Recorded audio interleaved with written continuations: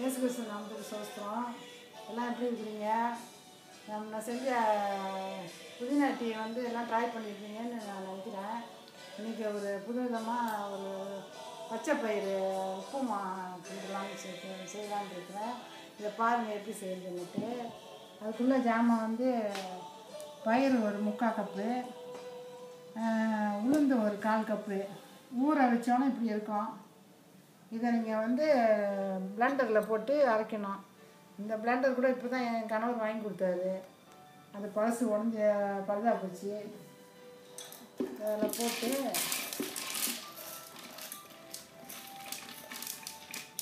பச்சை பயிரையும் உளுந்தையும் ஒன்றா போட்டு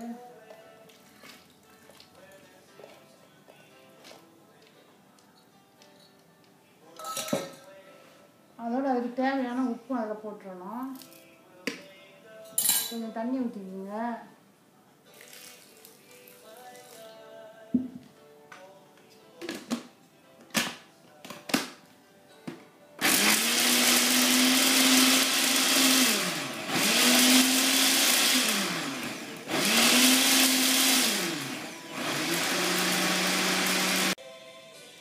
இப்போ மாவு அரைச்சாச்சு.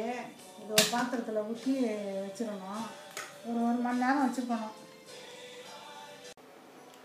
இந்த அரைச்சி இந்த பானையில் வச்ச மாவை இப்போ இந்த ஒரு தட்டில் ஊற்றி ஆவியில் வச்சு அவிக்கணும். இந்த பாருங்கள், அந்த பானைக்குள்ள வர தண்ணி இருக்குது, அந்த கம்பி இருக்குது, அந்த தண்ணி அந்த அளவோடு வச்சு அதுக்கு மேலே இதை தூக்கி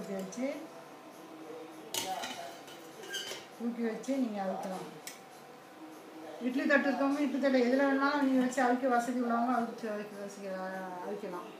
5 நிமிஷம் ஆச்சுல்ல. இப்போ நம்ம திறந்து பார்ப்போம் அது வெந்துருச்சான்னுட்டு. அப்புறம் முள்ளு கரண்டியில் அப்படி குத்தி பார்த்தா ஒட்டாமல் இருக்கும். ஒட்டலைன்னா அது வெந்துருச்சுன்னு அர்த்தம்.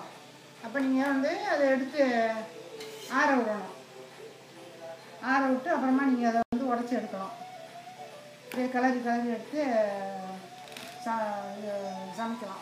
ஆவியில் வேக வச்ச பாசிப்பயிறு மாவில் இப்போ ஆற வச்சு இந்த மாதிரி இப்படி சின்னதாக நுணுக்கி வச்சுருக்கிறேன். இதை வந்து தாளிக்கணும். அடுப்பில் சட்னி இப்போ தாளிக்கணும். அது கடுகு ஒரு டீஸ்பூனு, கடலைப்பருப்பு ஒரு டீஸ்பூனு, உளுந்து ஒரு டீஸ்பூனு, 2 பட்டை மிளகா, ஒரு சின்ன வெங்காயம் சின்னதாக வெட்டி வச்சுக்கணும். இப்போ கடுகை போடணும்.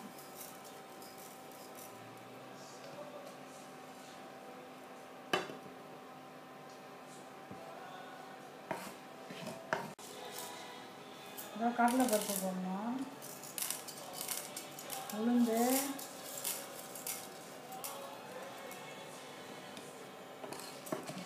அதெல்லாம் வறுக்கணும். நல்லா வாசம் வருது, நெய் வாசம் இருக்குது, மனம் நல்லா வருது. பொன்னேரமாக வந்துருச்சு பாருங்கள். வாசம் கம்மன்னு வருது, பொன்னேரமாக வந்துருச்சு. இப்போ வெங்காயத்தை போடணும். வெங்காயம், பட்டை மிளகா எல்லாத்தையும் போட்டு நல்லா மணமாக வாசம் கம்மன்னு வருது. இந்த பாருங்க, அந்த வெங்காயம்லாம் செவந்தோடனே இந்த கருவேப்பிலையை போட்டு கிண்டி விடணும். அதோட கொத்தமல்லியாகவும் போட்டுக்கணும்.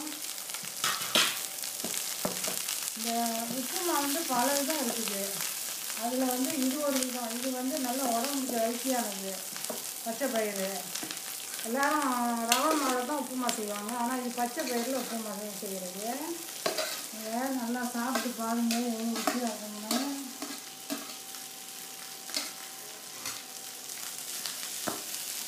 அது பாருங்க, பச்சை கலரில் இருக்குது.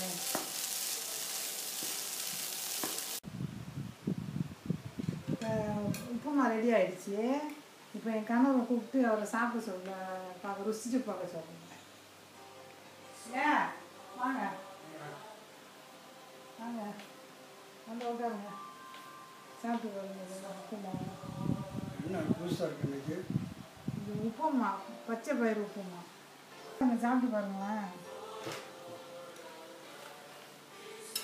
ருசி எப்படி இருக்குன்னு சொல்லுங்கள். சாப்பிட்டு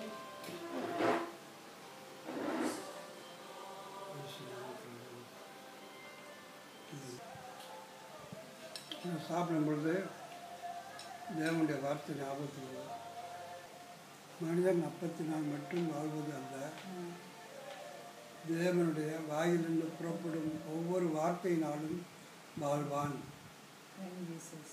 உனக்கு ஞாபகம் இருக்கு அந்த வார்த்தை? Thank Jesus. அதனால் அந்த ஆண்டவர் வார்த்தைகள் சொல்கிறதுனால நான் சாப்பிடாமல் இருக்க மாட்டேன்.